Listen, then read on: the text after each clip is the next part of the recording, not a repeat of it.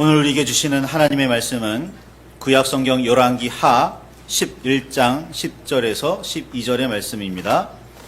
구약성경 열왕기 하 11장 10절에서 12절의 말씀입니다. 찾으셨으면 우리 함께 말씀을 봉독하시겠습니다. 제사장이 여호와의 성전에 있는 다윗 왕의 창과 방패를 백부장들에게 주니 호위병이 각각 손에 무기를 잡고 왕을 호위하되 성전 오른쪽에서부터 왼쪽까지 제단과 성전 곁에 서고 여호야다가 왕자를 인도하여 내어 왕관을 씌우며 율법책을 주고 기름을 부어 왕으로 삼음에 무리가 박수하며 왕의 만세를 부르니라. 아멘. 아멘. 자리에 앉으시기를 바랍니다. 주님의 그 크신 은혜와 사랑이 저와 여러분과 함께 하시기를 소망합니다. 남유다의 왕 여호사밧은 율법으로 백성을 다스리려고 애쓰는 사람이었습니다. 따라서 여호와 앞에 선했던 통치자로 평가됩니다. 당시 북이스라엘은 아합 왕이 다스리고 있었습니다. 역대 가장 악한 왕 아합이 북이스라엘의 정권을 잡고 있던 시절 남왕국 유다에는 여호와 앞에서 선한 왕 여호사밧이 있었던 겁니다. 여호사밧은 아합과의 화친을 추진했고 그 결과 여호사밧의 아들과 아합의 딸이 결혼하는 성과를 이루게 됩니다. 여호사밧은 여호와 앞에 선한 왕으로 평가되는 사람이었지만 아합이라는 여호와 앞에서 철저하게 악했던 사람과 깊은 사귐을 가졌습니다. 이에 대해서 당시 선지자로 활동하던 예후라는 사람이 하나님의 말씀을 선포하는데 역대하 19장 2절에 이렇게 기록하고 있습니다. 왕이 악한 자를 돕고 여호와를 미워하는 자들을 사랑하는 것이 옳으니까 그러므로 여호와께서 진노하심이 임하리이다. 하나님의 말씀이 여호사밧에게 이르렀습니다. 왜 악한 사람과 가까이 하느냐? 여호사밧은 아합과 더불어 아람과의 전쟁에 출전하기도 했었거든요. 왜 악한 사람을 돕느냐? 왜 악한 사람들과 가까이 하느냐? 왜 악한 사람들을 돕느냐? 책망하시는 거죠. 선한 자와 악한 자의 사귐이 선한 열매로 맺히면 더할 나위 없겠지만 꼭 선한 열매를 맺지는 못합니다. 대부분이 악한 열매를 맺게 됩니다. 왜 그럴까요? 이는 타락한 인간의 본성에 따른 당연한 결과입니다. 우리의 본성이 선악과를 따먹기 이전에 그 선한 모습만이 아니기 때문이에요. 선한 열매를 맺으려고 애를 쓰기는 하지만 어쩔 수 없이 알게 모르게 악을 저지르고 마는 것이 우리 인간의 본성입니다.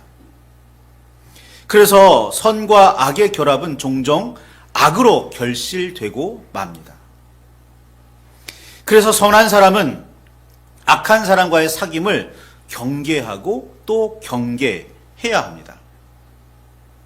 예수님께서도 제자들을 세상에 보내시면서 너희를 내가 이리 가운데로 내보내는 것 같다. 너희들은 양인데 이리 가운데로 내보내는 것 같다. 너희 잡혀 먹힐지도 모르겠다. 걱정하세요. 그러면서 말씀하십니다. 마태복음 10장 16절에 너희는 뱀같이 지혜롭고 비둘기같이 순결해야 한다. 이건 경계의 말씀이시기도 하고 권면의 말씀이시기도 합니다. 양무리에 불과한 너희가 이리떼 사이에서 살아남으려면 하나님의 은혜로 그 이리떼를 이겨내려면 뱀같이 지혜로워야 하고 비둘기같이 순결해야 한다고요. 여호사밧은 선지자를 통한 여호와의 깨우침에도 불구하고 아합과의 사귐을 계속해서 이어 나갔습니다. 결국에는 아람과의 전쟁에 나갔다가 패하기까지 합니다. 이 아람과의 전쟁에서 아합은 죽임을 당하고 여호사밧은 패한 채로 쫓겨 자기 나라로 돌아오게 되지요. 이런 나름 돈독한 관계는 아하시아의 아들 여호람과 손자 아하시아의 때까지 여호사밧의 아들 여호람과 손자 아하시아의 때까지 이어졌습니다. 여호람의 아내와 아하시아의 어머니가 아합의 딸이었으니 더 할 말이 없어 보입니다. 이 기간 동안 남유다와 북이스라엘은 그래도 사이가 좋았어요. 서로 돕고 돕는 사이, 서로 함께 전쟁에 나가는 사이, 서로 이득을 챙겨주는 사이, 함께 무역선을 내보내는 사이, 그런 사이였습니다. 아하시아가 이렇게까지 여호와 앞에 아하시아는 그런데 아합의 집의 길로 행하며 아합의 집과 같이 여호와 보시기에 악한 왕으로 성경에 기록되어 있습니다. 여호사밧은 선한 왕, 그 다음 여호람은 좀 악한 왕, 그 다음 아하시아는 아예 악한 왕. 왜 그랬을까요? 잘 아시다시피 어머니가 아합의 딸 이달랴였거든요. 오늘날에도 마찬가지입니다. 자녀들은 어머니의 영향을 강하게 받을 수밖에 없어요. 아버지의 영향도 물론 받지만 아버지는 직장 생활을 하는 경우가 많잖아요. 그래도 어머니가 많이 돌보시잖아요. 그러니 어머니의 영향을 받을 밖에요. 그런데 그 어머니가 누구예요? 아달랴예요. 이세벨의 딸, 아합의 딸, 아달랴. 그러니 그 아하시아는 여호와 보시기에 악한 왕이라고 성경에 명확하게 그 평가가 나와 있어요. 그리고 아하시아가 이렇게까지 여호와 앞에 악할 수밖에 없었던 원인을, 그 가장 큰 부분을 성경은 그의 어머니인 아합과 이세벨의 딸 아달랴라고 분명하게 지목하여 기록하고 있습니다. 결국 북왕국에서 여호와의 뜻을 받든 예후, 이 선지자 예후하고 다른 사람입니다. 이름이 헷갈려요. 예후라는 사람이 일어나서 아합의 집을 징벌하실 때 북왕국의 여호람 왕과 남왕국의 아하시아 왕이 모두 예후의 손에 한꺼번에 죽임을 당하게 됩니다. 남왕국의 왕자들, 북왕국의 왕자들, 왕손들 마찬가지로 예후에게 죽임을 당합니다. 예후라는 사람이 참 대단한 일을 해낸 거죠. 하나님의 명령을 받아 뜻을 받들어입니다. 예후는 북왕국에서 아합의 자손을 모두 죽였습니다. 남왕국의 왕과 왕자들도 역시 대부분 예후의 손에 죽임을 당했습니다. 왜냐하면 북왕국에 찾아갔다가, 북왕국에서 문병하러 갔다가 전부 다 몰사하는 사건이 벌어져요. 자, 이랬으니까 북왕국은 북왕국대로 갑자기 왕이 없어졌는데 예후라는 사람이 그래도 그 뒤를 이어서 왕이 됐으니까 안정을 찾아가겠지만 남왕국은 졸지에 혼란에 빠질 수밖에 없습니다. 왕은 죽었죠.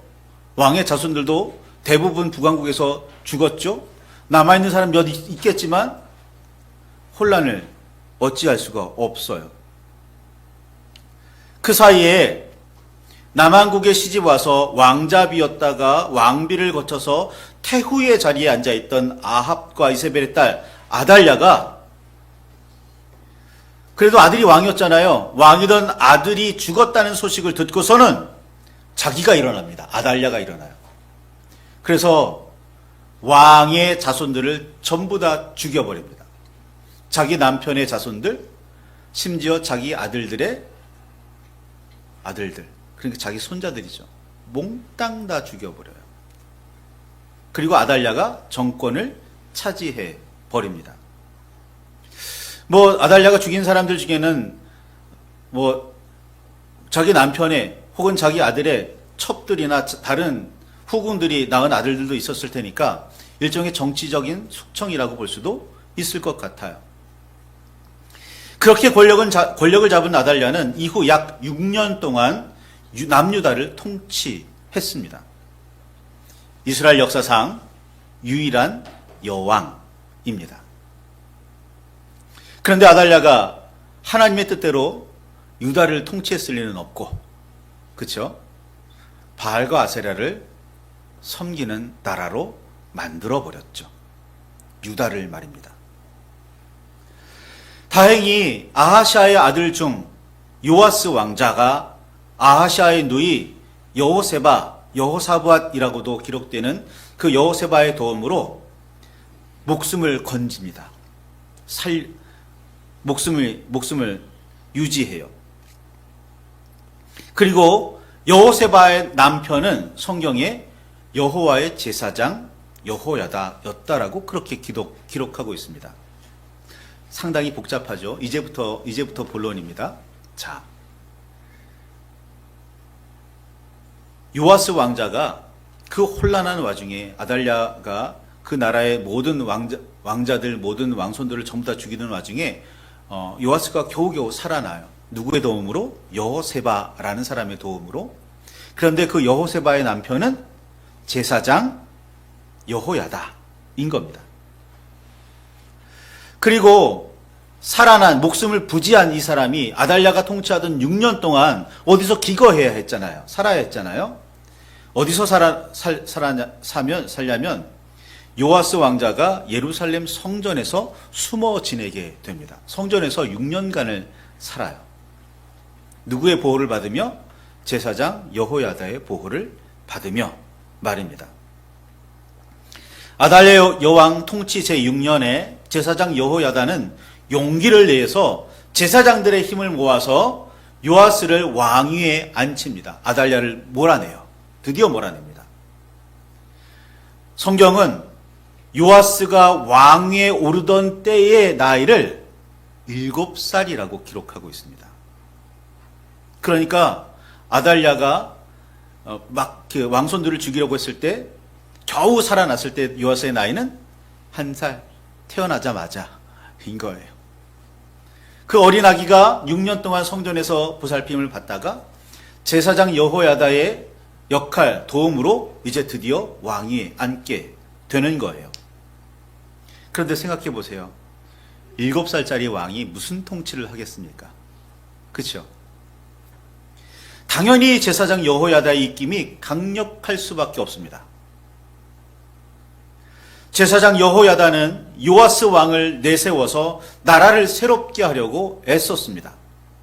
산당들, 다른 신의 우상들, 이를 섬기는 제사장들을 철저하게 허물고 깨뜨리고 죽였습니다. 그리고 요아스 통치 23년까지 파손되었으나 보수되지 않고 있었던 성전을 수리하기까지 합니다. 그러니까 제사장 여호야다가 했던 일이 굉장히 중요하기도 했고 굉장히 많은 일을 할 수밖에 없었습니다. 그런데 여호야다의 성전 수리는 좀 설명이 필요합니다. 어느덧 30세가 된 요아스 왕은 대제사장 여호야다와 제사장들을 불러놓고 성전 수리를 명령했다고 성경은 기록하고 있어요. 대제사장 여호야다는 그때까지 성전 수리에는 별로 힘을 쓰지 않고 있었던 거예요. 다른 일이 더 바빴는지도 모르겠습니다.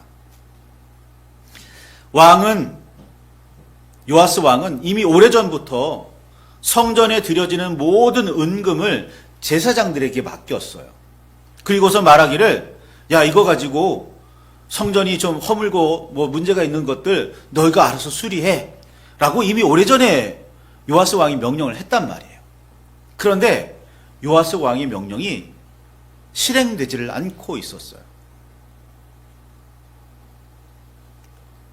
그러다가 요아스 왕이 직접 제사장을 불러놓고 명령하는 거예요. 성전 수리해라! 라고 말이죠. 이 장면에서 우리가 좀 의심되는 부분, 제사장들이 자기의 역할을 방임하고 있거나 혹은 성전에 바쳐지는 예물들을 착복하고 있지 않았을까라는 의심이 들게 돼요. 왜 왕의 명령, 마땅히 해야 할 성전 수리가 이루어지지 않고 있었을까요? 어쨌든 오늘의 핵심은 여기가 아닙니다. 이제 자신의 신념을 어느 정도 펼칠 나이가 된 요아스 30살이나 됐으니까 제사장들이 신경 쓰지 않고 있던 성전 수리를 시작했다는 이 사건을 통해서 우리는 매우 중요한 사실 하나를 알 수가 있습니다. 요아스를 위한 여호야다의 교육이 이제 드디어 열매를 맺고 있었던 거예요. 여호와 보시기에 선한 일에 마음을 쓰는 사람으로 요아스가 성장했다는 걸 알 수가 있습니다. 그러나 정신적인 지주였던 여호야다가 죽은 이후의 요아스는 완전히 달라집니다. 요아스의 여호와 보시기에 선한 통치는 어쩌면 온전히 여호야다, 제사장 여호야다의 공이라고 해야 할 듯 합니다. 요아스는 제사장 여호야다가 그를 교훈하던 모든 날 동안에만 여호와 보시기에 정직히 행했을 뿐입니다. 여호야다가 죽은 이후에는 그가 베푼 은혜를 기억하지 않았고 제사장 여호야다의 아들 제사장일 거 아니에요. 그들을 죽여버립니다. 요아스가 말이죠. 제사장 여호야다는 7살에 불과한 어린 요아스에게 왕관을 씌우면서 오늘 열왕기하 11장 12절의 말씀에 보면 율법책을 주고 기름을 부어서 왕으로 삼았다고 왕으로 삼았다고 기록하고 있어요. 다시 말해서 여호야다는 왕이 되어 남유다를 다스리게 한 어린 요아스를 여호와의 말씀으로 양육했다는 뜻입니다. 교육했다는 뜻이에요. 그래서 어느 정도 성과도 보였잖아요. 성전을 수리해라. 왜 명령했는데 하지 않느냐? 성전을 이렇게 허물어뜨리게 만들고 후패하게 만드는 것, 이 제사장의 사명 아니지 않느냐? 제사장에게 막 이런 말을 할 정도로 하나님의 말씀에 어느 정도 잘 교육된 거잖아요.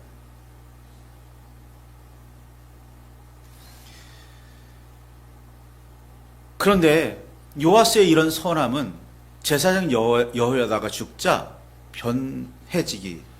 변질되고 맙니다. 자신을 왕위에 오르게 하고 여호와의 말씀으로 가르치던 여호야다가 죽자 요아스는 달라집니다.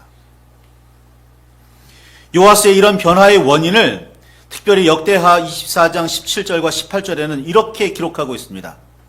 여호야다가 죽은 후에 유다 방백들이 와서 왕에게 절하매 왕이 그들의 말을 듣고 그의 조상들의 하나님 여호와의 전을 버리고 아세라 목상과 우상을 섬겼으므로 그 죄로 말미암아 진노가 유다와 예루살렘에 임하니라 라고 기록하고 있어요. 요아스는 제사장 여호야다가 죽은 후부터 유다의 방백들, 즉 유다에서 힘과 지혜가 있다는 사람들, 유다의 지도자들, 그들의 말을 듣기 시작합니다. 왕은 그래도 하나님의 말씀대로 살려고 애를 쓰고 있는 모습을 보였으나 신하들은, 백성들은 아니었던 거예요. 아달랴가 심어놓고 뿌리게 내리게 했던 바알 신앙, 아세라 신앙이 끈질기게 백성들 가운데 남아있는 거예요.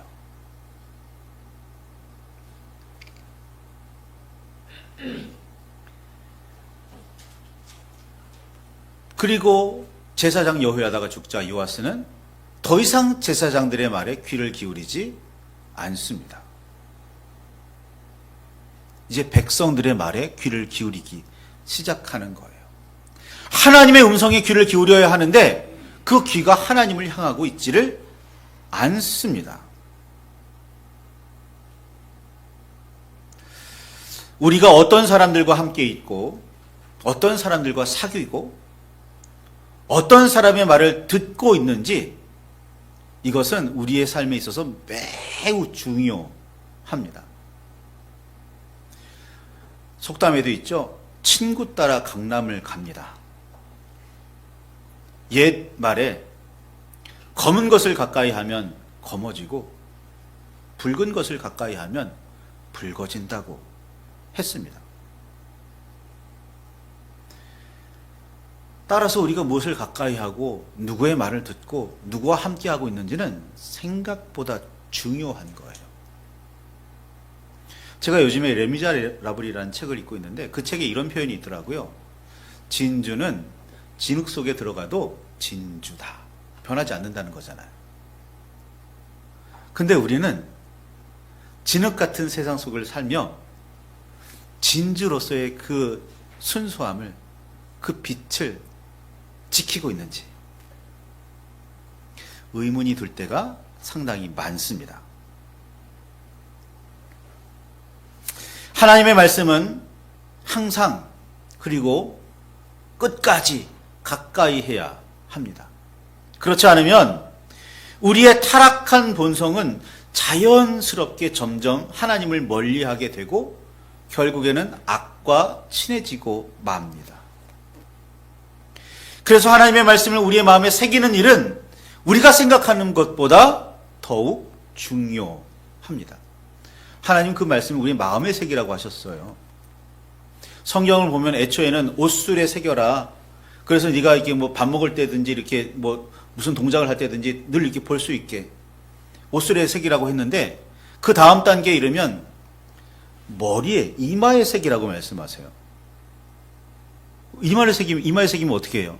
사람들 서로를 볼 때마다 하나님의 말씀을 볼 수밖에 없잖아요. 그 다음 단계에 되면 어떻게 되는지 아세요? 말을 타고 지나가다가도 흘낏 보았을 때도 선명하게 볼 수 있도록 큰 돌을 세워놓고 거기다가 큰 글자로 하나님의 말씀을 새기라고 성경에 기록해요. 그래도 하나님의 말씀대로 살지 않으니까 그 다음 단계에 이르러서 하나님께서 뭐라고 말씀하시냐면 제발 네 마음에 좀 새겨라. 그 말씀 바깥에 새겨봐야 아무 소용이 없다는 거예요. 마음속에 새겨야 한다는 거예요. 어떻게 하면 마음속에 새길 수 있을까요? 그러니까 암송하는 것도 하나의 방법인 겁니다. 여호와께서는 선지자를 요아스에게 그리고 유다 방백들에게 보내셨습니다. 아니 그렇게 잘하다가 하나님을 갑자기 떠났으니까 하나님의 사람들이, 하나님의 선지자들이 외치지 않으면 이상한 거잖아요. 외치기 시작했어요. 다시 여호와께로 돌아오라고, 선지자들을 통해서 하시는 하나님의 경고를 들으라고. 역대하 24장 19절에 따르면 그러나 그들은 선지자들의 말을 듣지 않습니다. 여호와께서 경고하지 않으신 것이 아닙니다. 부르지 않으시고 가르치지 않으신 것이 아닙니다. 깨우치지 않으시고 가르치지 않으신 것도 아닙니다. 여호와 하나님께서 분명히 하나님의 사람들을 보내셔서 경고하셨고 돌아오라고 하셨고 깨우치라고 돌이키라고 말씀하셨습니다. 그렇게 하지 않으면 어떤 재앙이 너에게 임할지 분명히 말씀하셨단 말이에요. 그런데 그 말씀대로 행하지를 않아요. 그 말씀에 귓등도 듣지를 않습니다. 어쩌면 오늘 우리의 현실도 같을지 모르겠습니다. 주일마다 설교를 들어도 실제로 우리의 삶이 거룩해지느냐, 수십 년 신앙생활을 해도 실제로 우리의 삶이 거룩해졌느냐, 이건 또 다른 문제이거든요.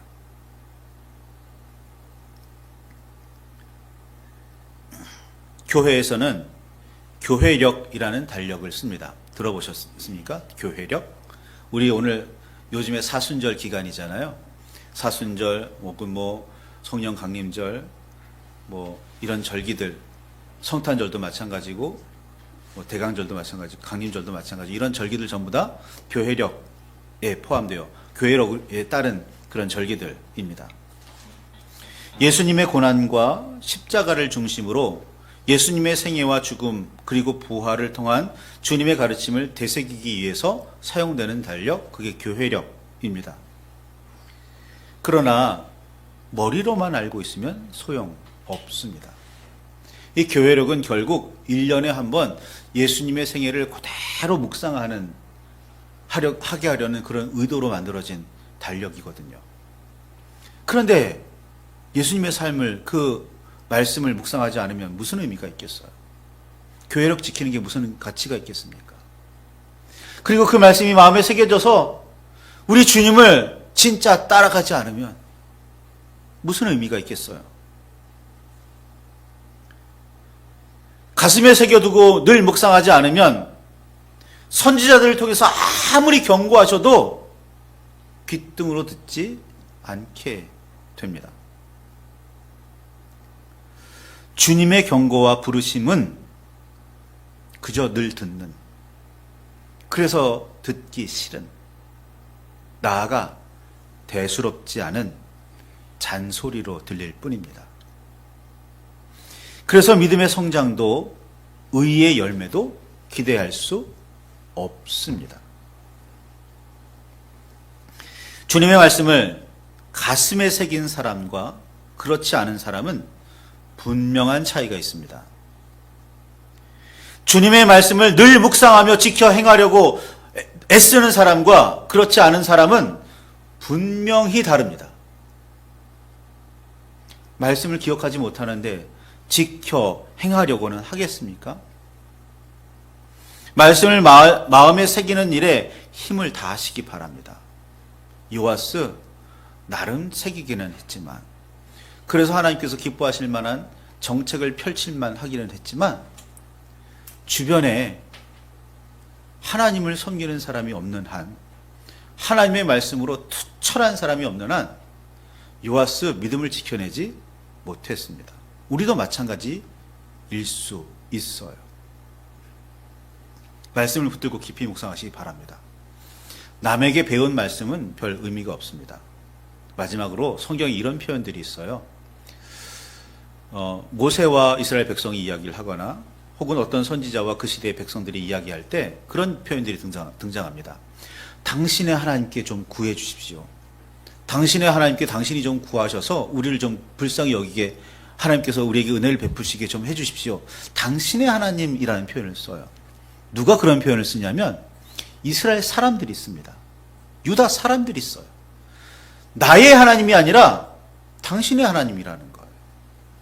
물론 그 당시에 관용적인 표현일 수도 있겠지만 우리는 좀 깊이 생각해 봐야 돼요. 그 하나님이 나의 하나님이 아니었다는 거예요. 그 하나님이 나의 하나님이 되어야 되는 거잖아요. 십자가를 지신 2000년 전에 십자가를 지시고 나를 위해 그 자신의 피와 목숨을 다 내어놓으신 그 주님께서 2000년에 계셨던 그분이구나.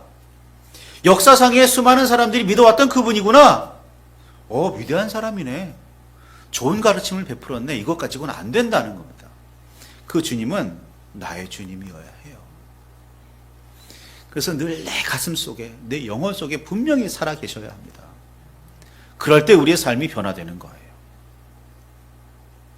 말씀을 붙들고 깊이 묵상하시며 기도하시기 바랍니다. 주님, 내 안에 오셔서 내 안에서 사시기를 바랍니다. 나의 주인이 되시길 바랍니다. 내 삶을 새롭게 하시고 나의 힘과 능력이 되시길 바랍니다. 우리 간절한 마음으로 하나님 앞에 기도하시기를 바랍니다.